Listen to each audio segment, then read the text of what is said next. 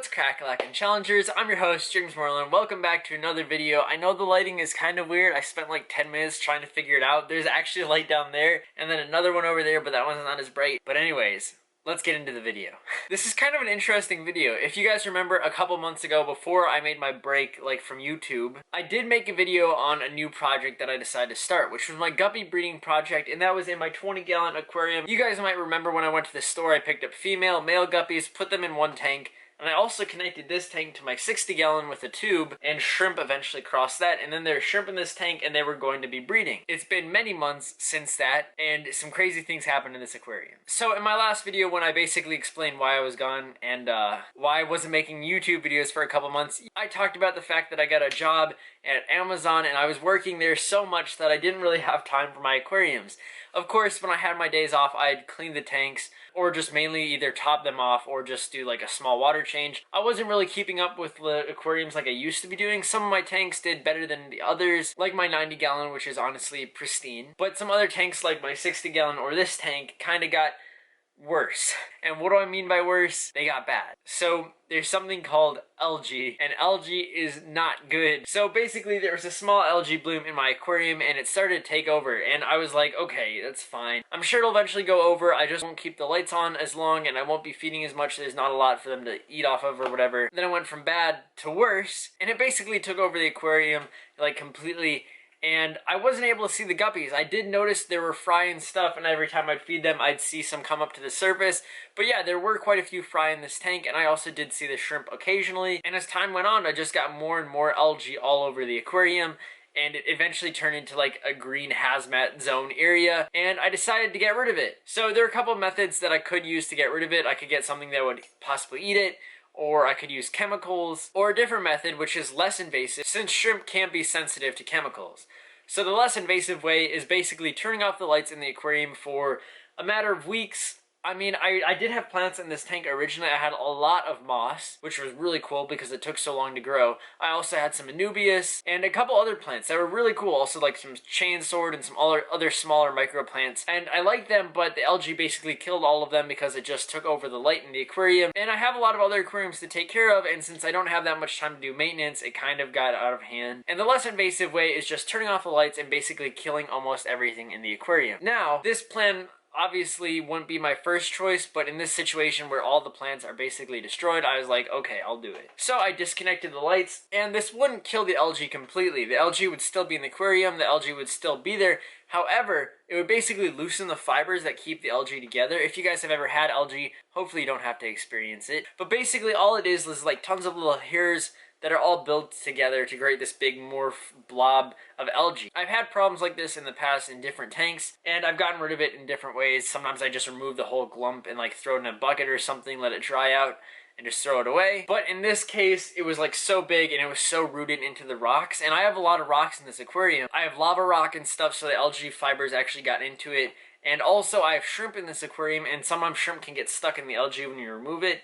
That was another reason that I wanted it to get loosened. So after the time with the lights turned off, which was a couple weeks, I think like 2, basically all the fibers were so weak that I was able to pull it out with tweezers, and it was like really small little patches. And I still have some in this aquarium that I'll be removing at the end of this video to kind of show you guys an example. But yeah, it was really nice to get it out, and I actually have it still up here. There's still water, but you can see this entire container just filled with algae, and it was like such a problem. I also have some guppy grass in here. And yeah. So after the fact, and after we got rid of most of the algae, okay, that's gonna fall, I'll put it here. So after we got rid of all this algae, I noticed something else. I only had like 2 guppies that were full grown in full color in this aquarium left. I think when I started I had like 7 or 8, but now they were only 2. So I was really upset that I lost them, but I was also surprised with the amount of baby guppies we had. We had so many little babies, and they have a lot of different colors. You can tell that they're different ages because like the older they are, the more color they have. The younger they are, the smaller and basically plain they are. And it was so cool to see like the different generations. But yeah, we did only have 2 adult ones, and adult guppies typically eat the smaller fry. So I just decided to remove 2 of the guppies that were remaining and put them in my 60-gallon, and they do better in there. and I'm happy I removed them because these fry definitely wouldn't still be swimming if I didn't remove them. So basically this aquarium looks like a disaster happened. There's just tons of little green splotches of algae that I still need to remove before I replant it and before I redecorate the tank. And it basically looks like a dystopia, like the world's just been taken over by nasty plants. And I mean, it does look kind of cool. Maybe I might have a scape like that where there's barely any plants, but like it looks kind of like taken over. I wouldn't really want that for this tank. I prefer to have more plants because as the guppies mature, I don't want them to eat each other. And I'll eventually have to move these guppies back and probably get some more, so I'll be able to breed them more. But yeah, I'm going to take the camera off and show you guys the aquarium, show you guys some of the baby fry because they are so cute, so adorable, so tiny, and there are a lot of them. And also we'll try looking for some shrimp. I did see them a couple days ago, so I know they're still in this aquarium. They didn't just disappear or die, so there are still some shrimp in this aquarium. But make sure you guys drop a like on this video and subscribe if you're excited for some more upcoming videos. Also, if you guys wouldn't mind checking out wildpetsupply.com down below, it's a website I'm working on. If you guys remember, I used to sell aquarium plants, snails, aquarium products, fish stuff. I'm actually remaking it basically all by myself, and I'm going to be planning on selling pet products not only for fish, but also if you have a dog or a cat or any reptiles like me. I have a leopard gecko, and I mean, I can't spoil something in this video, but guys, it's gonna be huge. So look out for the next video or the next couple videos because it's gonna be awesome and it's super exciting. It involves a new pet, but I can't spoil it. So if you guys wouldn't mind checking out the website, I don't think it'll be live by the time this video is out, but you can join an email list to be able to be some of the first people that see the website when it goes live. And I mean, even if you don't have any pets or you're not planning on buying anything, I'd still love your feedback if you like the page layout, if you like how I made it, because I'm doing it all myself. Alright, I'll take you guys off and check out the aquarium. Okay guys, before I even show you guys the tank, I have some really cool ideas. If you guys want me to scape this into a beautiful tank and basically just stop the breeding process, I won't get any more adult guppies. I'll basically just rescape this to make it look beautiful, and I won't like continue breeding them, and I won't sell them. I'll just let them grow up and have this tank to themselves. If you guys want to see that, comment that down below, because I already have like a really cool piece of aquascaping material that I don't want to spoil in this video, but I promise you guys it's going to be awesome. So if you want that, comment that down below, and I'd love to do it. But let's look at some of these fry. So my favorite way to look at fish is up above, but since the bottom of the aquarium looks so disgusting with all this algae, I'm going to look from the side. So it has been a couple months and we've had a couple different generations and different amounts of guppies. You can see the little baby ones. I'm going to try getting some better close-ups. I might have to use my phone so I can get a better zoom. But this is basically one of the oldest guppies we have. You guys can see how much color that little baby has, and it's a lot bigger than the other ones, and that's really what we're looking for. You can start seeing the colors and stuff. It looks so cool. And then there's their baby, all the little babies. They're not just floating particles in the background. Those are actually fish, which is kind of funny. And I fed them this morning, so I probably should be able to feed them tonight and they'll still be interested in it. You can see some of the plants that started to die. We actually have some plants coming back to life. But you can see some of the nubias down there. And another little fry. So yeah, when they're babies, they don't really have a lot of color, but as they slowly mature, they'll become more like that little guy over there. I'm trying to see if we can find some shrimp. There are a lot of snails in this aquarium, but I can't see any shrimp right now. And let me just show you. So I have the tweezers that I was using and also my sword right there, or my extended scissors. I called it my sword. Oh my gosh. So basically what I do is I get the tweezers, I'd squeeze it a little bit, and I'd twirl it around. And when you twirl it around, you get these little bunches. Of course, when I first did this, I was getting a lot. And you can just see I just added up there. Scrape it off. I have some guppy grass attached. I'll save that because I would want to get some guppy grass growing again. But here's one section, and then you just like twirl it around a little bit. Kind of like cotton candy, honestly. Because it's like that fibrous material.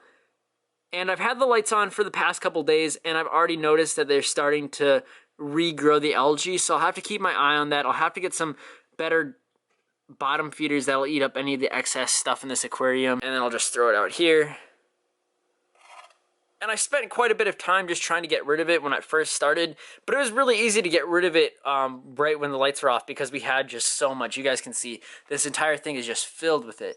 But yeah, the guppies are doing great. I did just order some filter pad replacements, and I am planning on moving this aquarium. So when I redid the fish room, I painted the walls, but behind here, I couldn't reach behind with a paintbrush. So I'm planning on moving this aquarium out and putting it in a different spot of the fish room. And when I move it, I'll be able to paint the walls and it'll be able to look good. So yeah, look at all the little guppies.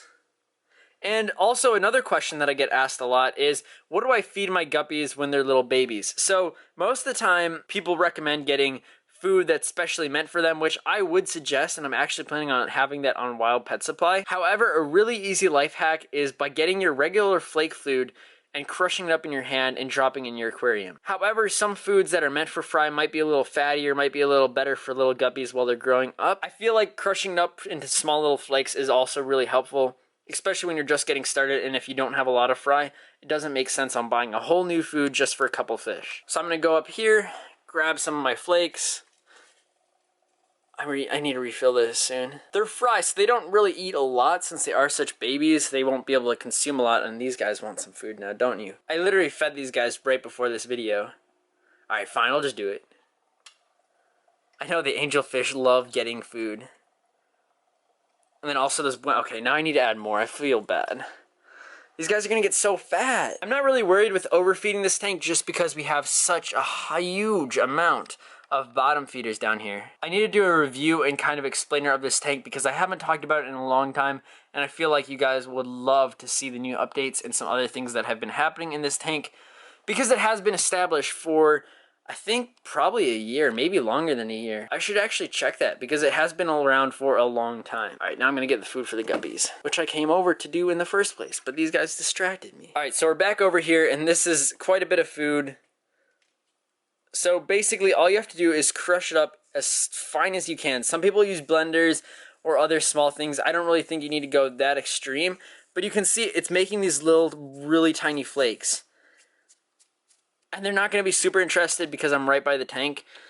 But you guys can see they're starting to eat those little flakes. And that's just easier for them to consume. When they get a little bigger, they'll be able to bite these full flakes and bring them down under the surface. And then they'll break apart. Kind of like what they're doing there. But yeah, these small flakes are pretty good for them. And it's really cool to see them start taking like their first bites. Oh, you can see one of them dragging it. They'll eventually get better and better at eating when they get older, but this is really helpful when they're first starting out. There are just so many in this tank. I feel like if I just got a small net and like caught them all at once, that'd be really cool. But I don't want to stress them out too much. Look how tiny they are. Alright guys, that is going to be it for the video. I hope you all enjoyed. I will catch you all on the flippity flop and see you guys on the next video. Again, I hope you enjoyed. Make sure you hit that like button or subscribe button if you haven't already. I'll see y'all later. Bye.